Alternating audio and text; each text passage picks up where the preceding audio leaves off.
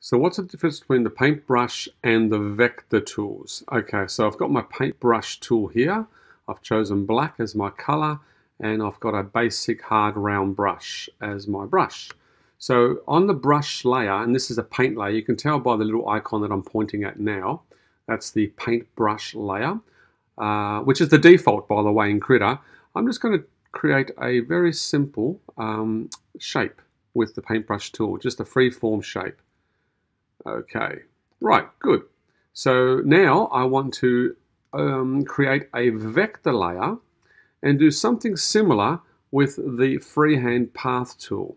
Okay, so I'll start over here. So again, something very similar.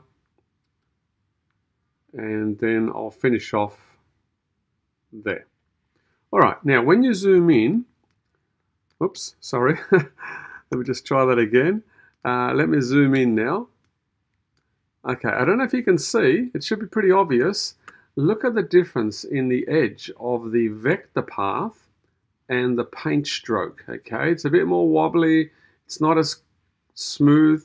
So that's the first thing that you'll notice with the difference between a vector path versus a paint stroke. And this is the vector layer, this is the paint layer. The other difference, of course, is that if I decide I want to manipulate the paint path, so let me just switch off the vector drawing. If I want to change that shape in any way, the only option I really have is to go to transform and maybe choose one of these, warp or liquefy. And then I can, modify it that way, which is not ideal. It might not give me the desired results. Whereas with the vector layer, if I want to modify any part of that shape, I can click on the Edit Shapes tool, which is this one, click on the line, and you can move these nodes around individually. You've got greater control. You can really spend quite a bit of time adjusting the shape.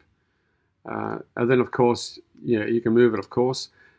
If you've decided to create a vector path and you want to then turn it into a paint path, that's easily done. You just go to Layer, Convert, and to Paint Layer. And now it becomes a paint layer just like this one on the left. So hopefully that explains the difference between vector and paint line art.